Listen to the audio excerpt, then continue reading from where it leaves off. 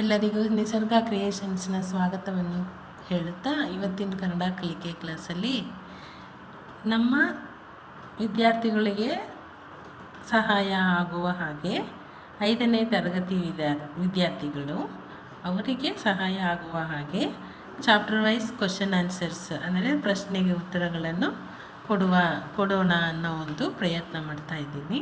ಅದರಲ್ಲಿ first chapter ಅಂದರೆ ಕನ್ನಡ 5ನೇ ತರಗತಿಯ ಮೊದಲನೇ ಪಾಠ, ಅದು ಅಪಾಯದಿಂದ ಪಾರಾದ ಪಾರಿವಾಳಗಳು ಅಂತ ಇದೆ. ಅದರ ಪ್ರಶ್ನೆ ಉತ್ತರಗಳನ್ನು ನಾವು ಅದರಲ್ಲಿ ಪ್ರಶ್ನೆ 1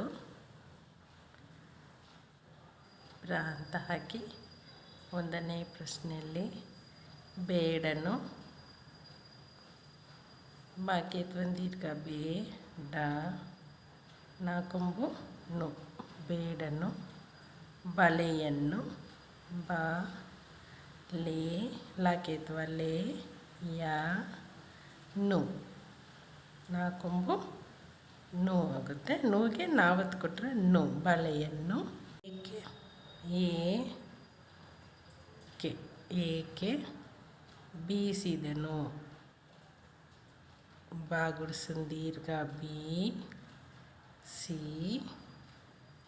ದ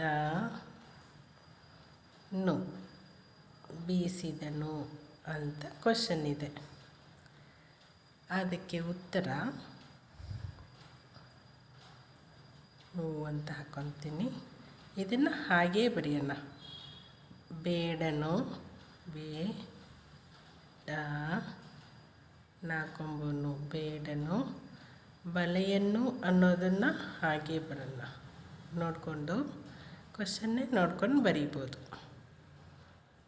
ಬಲೆಯನ್ನು ಏಕೆ ಅನ್ನೋದು ಪ್ರಶ್ನಾರ್ಥಕ ವಾಕ್ಯ ಅಂದರೆ ಪದ.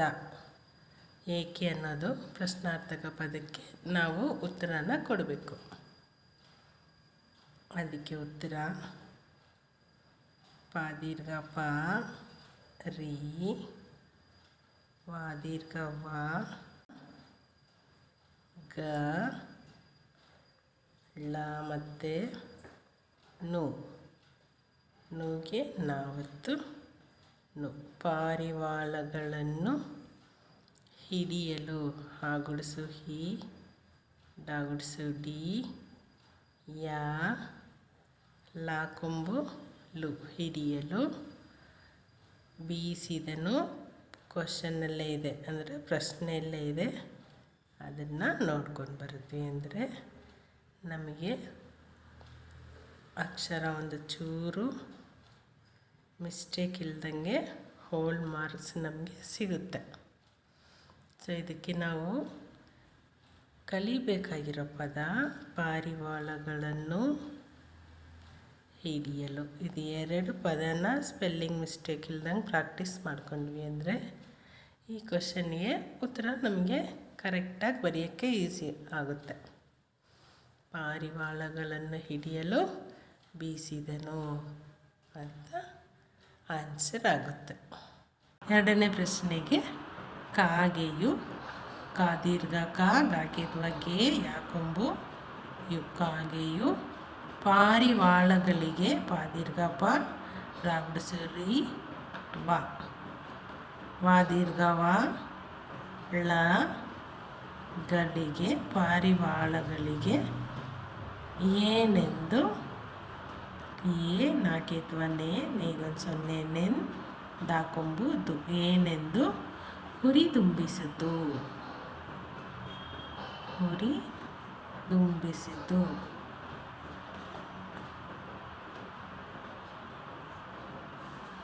ಅಥವಾ ಹುರಿದುಂಬಿತು ಅಂತಲೂ ಬರೀಬೋದು. ಹುರಿದುಂಬಿತು ಇದಕ್ಕೆ ಆನ್ಸರ್ ಕಾಗೆಯು ಅಂದರೆ ಉತ್ತರ ಅಂತ ಹಾಕ್ಕೊಳ್ಳೋಣ. ಕಾಗೆಯು ಪಾರಿವಾಳಗಳಿಗೆ ಪಾದೀರ್ಘ ಪಾರಿ ವಾದೀರ್ಘ ವ ಳ ಗ ಳಿ ಲಾಗುಡಿಸು ಳಿ ಗಾಕೇತ್ವ ಗೆ ಪಾರಿವಾಳಗಳಿಗೆ ಒಗ್ಗಟ್ಟಿನಲ್ಲಿ ಗಾಗೆ ಗಾವತ್ತು ಒಗ್ಗ ಟೀಗೆ ಟಾವತ್ತು ಒಗ್ಗಟ್ಟಿ ನಲ್ಲಿ, ಒಗ್ಗಟ್ಟಿನಲ್ಲಿ. ಲಾಗುಡಿಸು ಲೀಗೆ ಲಾವತ್ತು, ಒಗ್ಗಟ್ಟಿನಲ್ಲಿ. ಇದು ಒತ್ತಕ್ಷರಗಳನ್ನೆಲ್ಲ ನಾವು ಗಮನಿಸ್ತಾ ಹೋಗಬೇಕು. ಓ ಗಾಗೆ ಗಾವತ್ತು, ಒಗ್ಗಟ್ಟಿ, ಟೀಗೆ ಟಾವತ್ತು ಟೀ, ಒಗ್ಗಟ್ಟಿ. ನ ಲಾಗುಡಿಸು ಲೀಗೆ ಲಾವತ್ತು ಲಿ, ಒಗ್ಗಟ್ಟಿನಲ್ಲಿ. ಬಲವಿದೆ, ಬ ಲ ಬಿ, ವಾಗುಡಿಸು ವಿ, ದಾಕೇತ್ವ ದೆ, ಬಲವಿದೆ. ಒಮ್ಮೆಲೆ, ಓ ಮಾಕೇತ್ವ ಮೇ, ಮೇಗೆ ಮಾವತ್ತು, ಒಮ್ಮೆ. ಒಮೆ, ಇದು ಮಾವತ್ತು ಬರೆದಿಲ್ಲ ಅಂದರೆ ಒಮೆ ಅಂತ ಆಗ್ಬಿಡುತ್ತೆ. ಸೊ ಮೇಗೆ ಮಾವತ್ತು ಬರೆದ್ರೆ ಒಮ್ಮೆ. ಒತ್ತಿ ಹೇಳೋ ಕಡೆ ಒತ್ತಕ್ಷರ ಬರಬೇಕು. ಒಮ್ಮೆ ಲೆ, ಲಾಕೇತ್ವ ಲೆ, ಒಮ್ಮೆಲೆ. ಹಾರಿ ಬಿಡಿ, ಹಾದಿರ್ಗ ಹಾರಾಗುಡಿಸು ರಿ, ಬಾಗುಡಿಸು ಬಿ, ಡಾಗುಡಿಸು ಡಿ, ಹಾರಿ ಬಿಡಿ. ಇಲ್ಲಿಂದ ಅಂದರೆ ಈ ಒಗ್ಗಟ್ಟಿನಲ್ಲಿ ಬಲವಿದೆ, ಒಮ್ಮೆಲೆ ಹಾರಿ ಬಿಡಿ ಅನ್ನೋದು ಆನ್ಸರ್. ಎಂದು ಕ್ವಶನಲ್ಲೇ ಇದೆ. ಹುರಿದುಂಬಿಸಿತು ಅಂತಿದೆಯಲ್ಲ, ಅದನ್ನು ಹಾಗೆ ಬರೀತೀವಿ. ಹಾಕೊಂಬು ಹೂ, ರಾಕೊಂಬು ರಿ, ಹುರಿ. ದಾಕೊಂಬು ದೂ, ದೂಗೊಂದು ಸೊನ್ನೆ ದುಮ್, ಬಾಗುಡಿಸು ಬಿ, ಸಾಗುಡಿಸು ಸಿ, ತಾಕೊಂಬು ತು, ಹುರಿದುಂಬಿಸಿತು ಅಂತ ಆಗುತ್ತೆ. ಕಾಗೆಯು ಪಾರಿವಾಳಗಳಿಗೆ ಒಗ್ಗಟ್ಟಿನಲ್ಲಿ ಬಲವಿದೆ, ಒಮ್ಮೆಲೆ ಹಾರಿಬಿಡಿ ಎಂದು ಹುರಿದುಂಬಿಸಿತು ಅಂತ 2ನೇ ಕ್ವಶನಿಗೆ ಆನ್ಸರ್ ಆಗುತ್ತೆ. 3ನೇ ಕ್ವಶನ್ನು ಅಂದರೆ ಪ್ರಶ್ನೆ 3. 3ನೇ ಪ್ರಶ್ನೆ, ಪಾರಿವಾಳಗಳು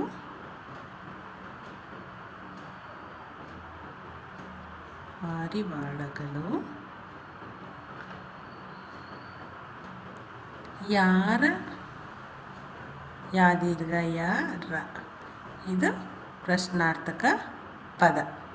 ಯಾರ ಸಹಾಯದಿಂದ, ಸಹಾಯ, ಪಾರಿವಾಳಗಳು ಯಾರ ದೀರ್ಘ ಯ, ಸಹಾಯ, ದಾಗುಡಿಸು ದಿ, ದೀಗೊಂದು ಸೊನ್ನೆ ದಿಂದ, ಸಹಾಯದಿಂದ, ಬಲೆಯಿಂದ, ಬಲೆ, ಲಾಕೇತ್ವ ಲೆ, ಯಾಗುಡಿಸು ಈ, ಹೀಗೆ 1 ಸೊನ್ನೆ ಇಂದ, ಬಲೆಯಿಂದ ಬಿಡಿಸಿಕೊಂಡವು. ಬಾಗುಡಿಸು ಬಿ, ಡಾಗುಡಿಸು ಡಿ, ಸಾಗುಡಿಸು ಸಿ, ಕಾಕೇತ್ವ ಕೊಂಬು ಕಿಳಿ ಕೊಟ್ಟರೆ ಕೋ, ಕೋಗೊಂದು ಸೊನ್ನೆ ಕೊಂಡ, ವಾಕೊಂಬು ಹೂ, ಬಿಡಿಸಿಕೊಂಡವು ಅಂತ ಪ್ರಶ್ನೆ.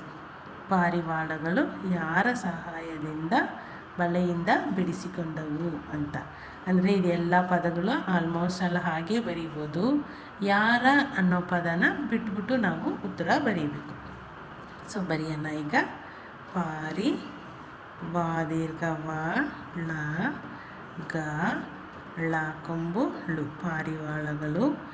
ಇಲಿಗಳ, ಇಲಿ, ಈ ಲಾಗುಡಿಸು ಲಿ, ಗ, ಳ, ಇಲಿಗಳ, ಇದು ಆನ್ಸರ್. ಇಲಿಗಳ ಅನ್ನೋದು ಆನ್ಸರ್. ಮಿಕ್ಕಿದೆಲ್ಲ ಹಾಗೆಯೇ ಬರೆಯೋಣ. ಕ್ವಶನಲ್ಲಿರೋದನ್ನೇ ನಾವು ನೋಡ್ಕೊಂಡು ಬರಿಬೋದು. ಆವಾಗ ಸ್ಪೆಲ್ಲಿಂಗ್ ಮಿಸ್ಟೇಕ್ಸು ಕಮ್ಮಿ ಆಗುತ್ತೆ. ಸಹಾಯದಿಂದ,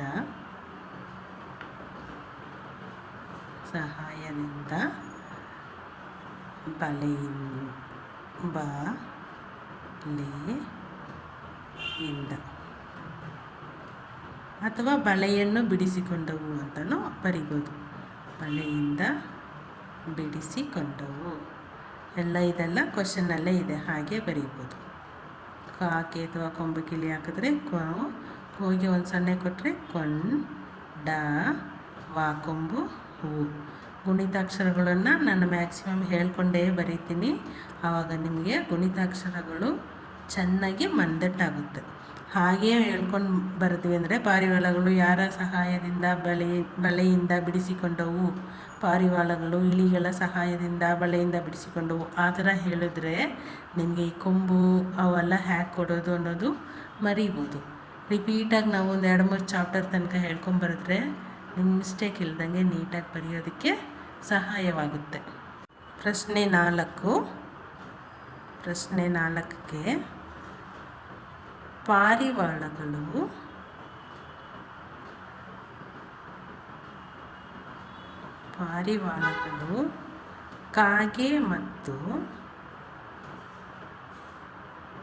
ಕಾಗೆ ಮತ್ತು ಇಲಿಗಳಿಗೆ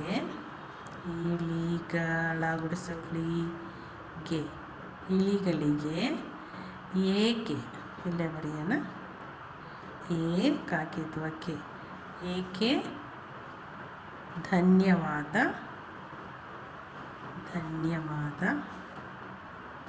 ಹೇಳಿದವು ಅಂತ ಕ್ವಶನ್ ಇದೆ. ಏಕೆ ಧನ್ಯವಾದ ಹೇಳಿದವು? ಹಾಕೇತೊಂದು ದೀರ್ಘ ಹೇಳಾಗುಡಿಸಲಿ ದ ವಾಕೊಂಬು ಹೇಳಿದವು. ಪಾರಿವಾಳಗಳು ಕಾಗೆ ಅಥವಾ ಇದು ಏತವ ಸರಿಯಾಗಿ ಬರೆಯೋಣ. ಕಾಗೆ ಮತ್ತು ಇಲಿಗಳಿಗೆ ಏಕೆ ಧನ್ಯವಾದ ಹೇಳಿದವು ಅಂತ ಕ್ವಶನ್. ನಾವು ಇದಕ್ಕೆ ಯಾವುದನ್ನು ತೆಗಿತೀವಿ? ಇದು ಪ್ರಶ್ನಾರ್ಥಕ ಪದ. ಈ ಪದಕ್ಕೆ ಬದಲಾಗಿ ಒಂದೇ ಒಂದು ಪದನ ನಾವು ಸಬ್ಸ್ಟಿಟ್ಯೂಟ್ ಮಾಡಿದ್ವಿ ಅಂದರೆ ನಮಗೆ ಉತ್ತರ ಸಿಕ್ಬಿಡುತ್ತೆ. ಸೊ ಮಿಕ್ಕಿದೆಲ್ಲ ಹಾಗೇ ಬರೆಯೋಣ. ಪಾರಿವಾಳಗಳು ಪಾದೀರ್ಘ ಪ ರಾಗುಡಿಸುರಿ ವಾದೀರ್ಘ ವ ಳ ಗ ಳು. ಪಾರಿವಾಳಗಳು ಕಾಗೆ ಮತ್ತು ಇಲಿಗಳಿಗೆ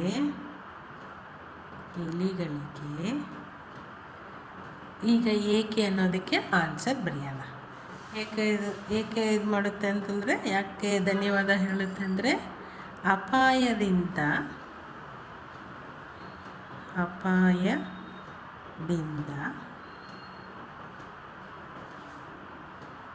ಪಾರಾಗಲು ಪಾದೀರ್ಘ ಪ ರಾದೀರ್ಘ ರ ಗ ಲು ಪಾರಾಗಲು ಸಹಕರಿಸಿದ್ದಕ್ಕೆ ಅಂತ ಮಾಡೋಣ.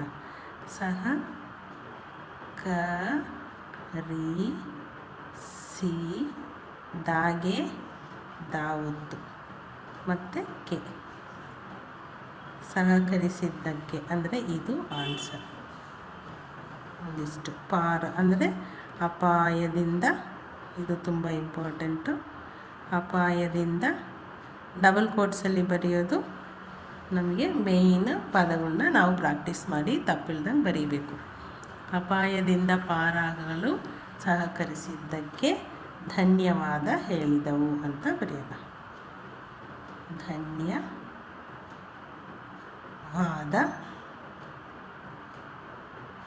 ಧನ್ಯವಾದ ಹೇಳಿದವು. ಹಾಗೆ ದೀರ್ಘ ಲಾಗುಡಿಸುಳಿ ದ ಹೇಳಿದವು ಅಂತ ಆಗುತ್ತೆ. ಅಂದರೆ 4ನೇ ಪ್ರಶ್ನೆ, ಪಾರಿವಾಳಗಳು ಕಾಗೆ ಮತ್ತು ಇಲಿಗಳಿಗೆ ಏಕೆ ಧನ್ಯವಾದ ಹೇಳಿದವು ಅಂತ. ಅದಕ್ಕೆ ಆನ್ಸರ್ ಪಾರಿವಾಳಗಳು ಕಾಗೆ ಮತ್ತು ಇಲಿಗಳಿಗೆ. ಕ್ವಶನಲ್ಲಿರೋದು ಹಾಗೆಯೇ ನಾವು ರಿಪೀಟ್ ಮಾಡಿದ್ದೀವಿ. ಇದು ಆನ್ಸರ್. ಅಪಾಯದಿಂದ ಪಾರಾಗಲು ಸಹಕರಿಸಿದ್ದಕ್ಕೆ ಧನ್ಯವಾದ ಹೇಳಿದವು ಅಂತ ಉತ್ತರ ಆಗುತ್ತೆ. ನೆಕ್ಸ್ಟು ಪ್ರಶ್ನೆ 5 ಅಂತ ಹಾಕ್ತೀನಿ. ಅದು 5ನೇ ಪ್ರಶ್ನೆ ಏನಂದರೆ, ಅಪಾಯದಿಂದ ಪಾದೀರ್ಘ ಪ ಯ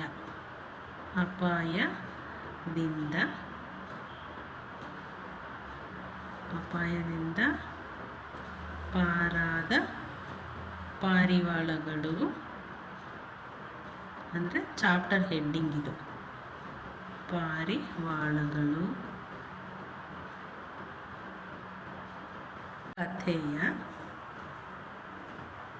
ಕಥೆ ಇದು ಕ್ಲಾಸ್ ಬರುತ್ತಲ್ಲ ಅದು, ಅಂದರೆ 2ನೇ ಥ ಅದಕ್ಕೆ ಏತ್ವ. ಕಥೆಯ ನೀತಿ ಏನು ಅಂತ ಹೇಳ್ತಾರೆ. ನೀತಿ ಏನು? ಇದು ಎ, ನಾಕೊಂಬು ನೋ. ನೀತಿ ಏನು ಅಂತ ಕೇಳ್ತಾರೆ.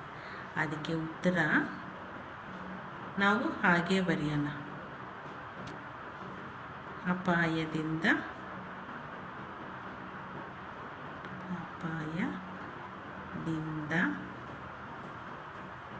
ಪಾರಾದ ಪಾರಿವಾಳಗಳು.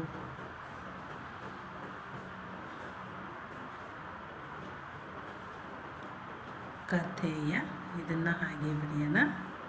ಕಥೆಯ ನೀತಿ ಏನು ಅನ್ನೋ ಪದಕ್ಕೆ ನಾವು ಉತ್ತರ ಬರಿತೀವಿ. ಇಲ್ಲಿಂದನೇ ಮೇಯ್ನ್ ಉತ್ತರ ನಮಗೆ ಸ್ಟಾರ್ಟ್ ಆಗೋದು. ಒಗ್ಗಟ್ಟಿನಲ್ಲಿ, ಗಾಗೆ ಗಾವತ್ತು, ಒಗ್ಗ, ಟೀಗೆ ಟಾವತ್ತು. ಒಗ್ಗಟ್ಟಿನಲ್ಲಿ ಬಲವಿದೆ, ಬಲವಿದೆ. ಒಗ್ಗಟ್ಟಿನಲ್ಲಿ ಬಲವಿದೆ ಒಂದು. ಇನ್ನೂ ಒಂದು ನೀತಿ ಇದೆ ಹೇಳುತ್ತೆ, ಅದು ಮತ್ತು ಅಂತ ಹಾಕಿ ಕಷ್ಟ, ಶಾ ಇದು ಎರಡನೇ ಶಾಗೆ ಟಾವತ್ತು, ಸಂಯುಕ್ತ ಒತ್ತಕ್ಷರ ಇಲ್ಲಿ ಬರ್ತಾ ಇದೆ. ಕಷ್ಟ ಲೀಗೆ ಲಾವತ್ತು, ಇದು ಬಂದು ಸಜಾತಿಯ ಒತ್ತಕ್ಷರ ಆಗುತ್ತೆ. ಕಷ್ಟದಲ್ಲಿ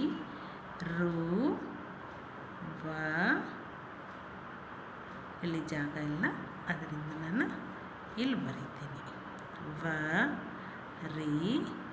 ಗೆ ಕಷ್ಟದಲ್ಲಿರುವವರಿಗೆ ಸಹಾಯ, ದೀರ್ಘ ಸಹಾಯ ಮಾಡು ಅನ್ನೋದು ಈ ಪಾಠದ ಸಾರಾಂಶವಾಗುತ್ತೆ. ಇದು ಡಬಲ್ ಕೋಟ್ಸ್ ಅಂದರೆ ಈ ಥರ ಮೇಲ್ಗಡೆ ಡಬಲ್ ಕಾಮ ಕೊಡ್ತೀವಲ್ಲ, ಅದು ಅಲ್ಲಿಂದ ಇರೋದು ತುಂಬ ಇಂಪಾರ್ಟೆಂಟು. ನಾವು ಓದಿ ಬರೆದು ಮಿಸ್ಟೇಕ್ ಇಲ್ದಂಗೆ ಪ್ರಾಕ್ಟೀಸ್ ಮಾಡಬೇಕು. ಒಗ್ಗಟ್ಟಿನಲ್ಲಿ ಬಲವಿದೆ ಒಂದು, ಇದು ಒಂದು